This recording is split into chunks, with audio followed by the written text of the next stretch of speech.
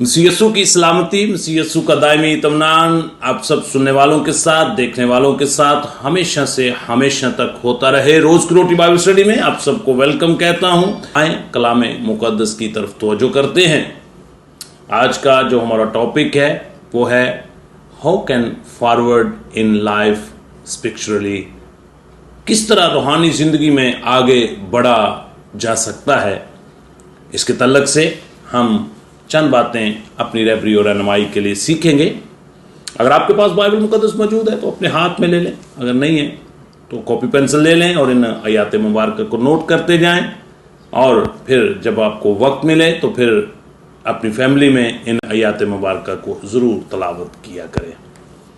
कलाम अक़दस में से, नए ऐदनामा में से जिस आयत मुबारक का इंतखाब किया गया है, जो कि मरकज़ी हमारी आयत होगी, नए ऐदनामा में से फिलिपियों के नाम पौलुस रसूल का ख़त है और उसका 4 नंबर बाब है और उसकी आयत मुबारक 13 जो है उसको हम तलावत करते हैं, जहाँ पे कुछ इस तरह लिखा हुआ है, जो मुझे ताकत बख्शता है उसमें मैं सब कुछ कर सकता हूँ।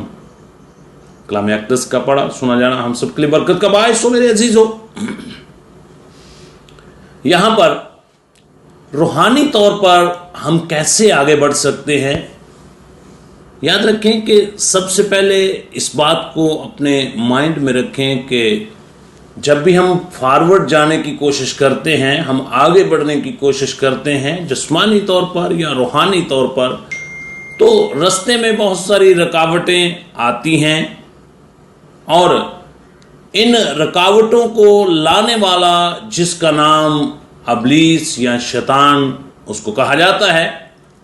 लेकिन याद रखें कि वो नहीं चाहता कि आप आगे बढ़ें, फॉरवर्ड जाएं, आगे मूव करें रूहानी तौर पर या जिस्मानी तौर पर। इसलिए क्योंकि वो आपके दिल में शक डालता है, वो आपकी राह में रुकावट डालता है। वो चाहता है कि आप कोई भी काम जब आप करने लगते हैं तो वो आपके दिल में कोई ऐसी बात डाल देता है ताकि आप उससे आगे ना बढ़ सके। आए एक आयत मुबारक देखते हैं, क्योंकि याद रखें कि वो तो एक झूठा है, वो तो झूठ पर मबनी बातें करता है, क्योंकि उसके अंदर सच्चाई नहीं है।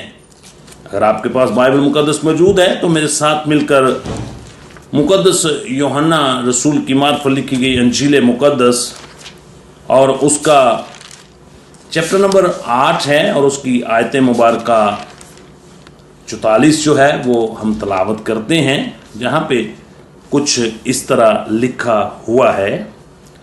कलाम अक़दस में इस तरह लिखा है, तुम अपने बाप अबलीस से हो और अपने बाप की ख्वाहिशों को पूरा करना चाहते हो।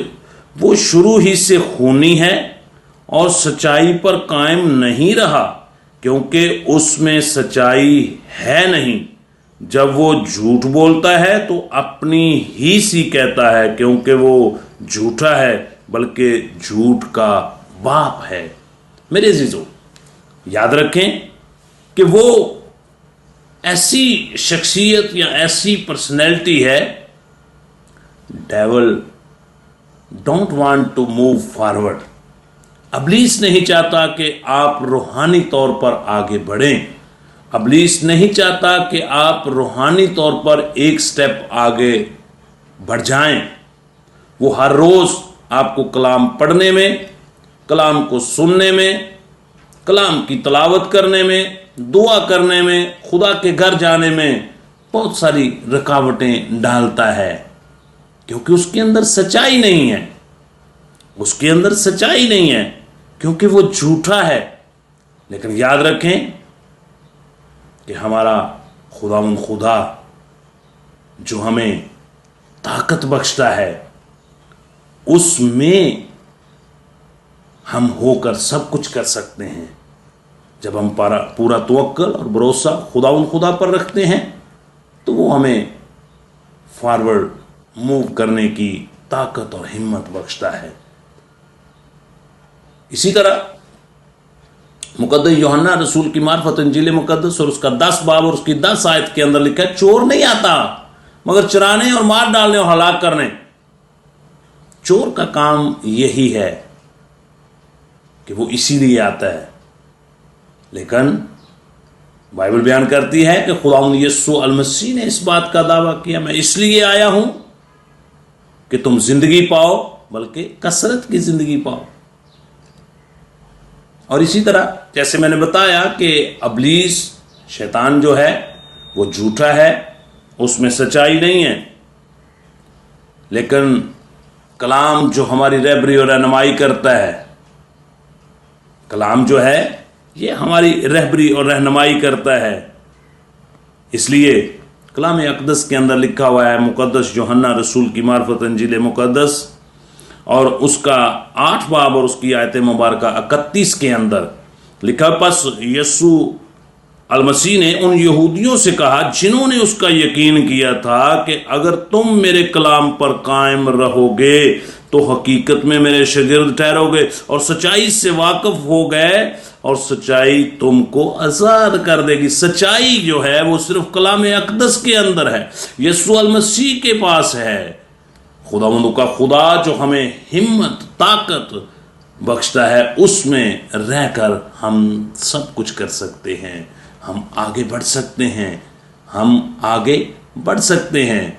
इसलिए मेरे अजीजों, अबलीस आपकी जिंदगी में, आपकी सोचों में कोई भी ऐसी बात डालता है कि आप ये नहीं कर सकते, तो आप उसको रद्द करें और खुदा पर तवक्कल करें, क्योंकि वो आपको ताकत बख्शेगा, आप फॉरवर्ड मूव करेंगे, रूहानी तौर पर भी और जिस्मानी तौर पर भी। इसीलिए कलाम अक़दस के अंदर लिखा हुआ है, पहले तुम आसमान की बादशाही की तलाश करो तो दुनिया की चीज़ें, जब आप रूहानी तौर पर आगे बढ़ेंगे तो जिस्मानी चीज़ें आपको खुदा आपकी ज़रूरत के मुताबिक ज़रूर मुहैया करेगा।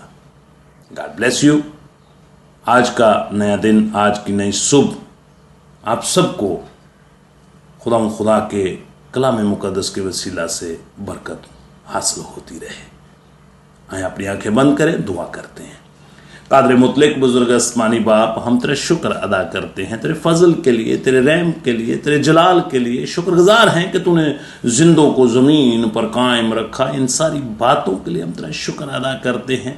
इस वक्त खुदावंद रुझान बदन को तेरे सुपुर्द करता हूँ, सोचों को, ख्यालों को, और जितने सामीन इस वक्त कलाम की आवाज़ को सुन रहे हैं, इन सब के लिए बरकत की दुआ मांगता हूँ, से तो सलामती की दुआ मांगता हूँ। सुबह से शाम तक इनको अपनी पनाह में रखना, अपनी हजूरी में रखना, अपने फजल के नीचे रखना, अपने जलाल के नीचे रखना, और खुदावंद इनकी सारा दिन बड़ी रहबरी और रहनुमाई करना।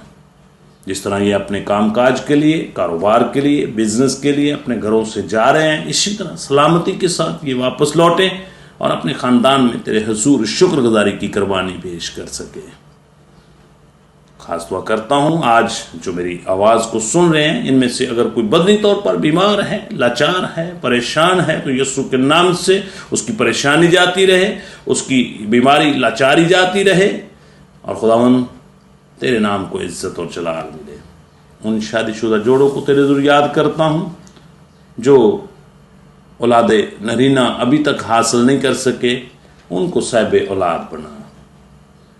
मसीह हमारे खुदावंद के वसीला से हमने मांगा और पाया, खुदा के बेटे बेटी उनका ऊंची आवाज़ से आमीन आमीन। God bless you. इस मैसेज को और लोगों तक कन्वे करें ताकि इसके वसीला से और भी लोग बरकत पाएं।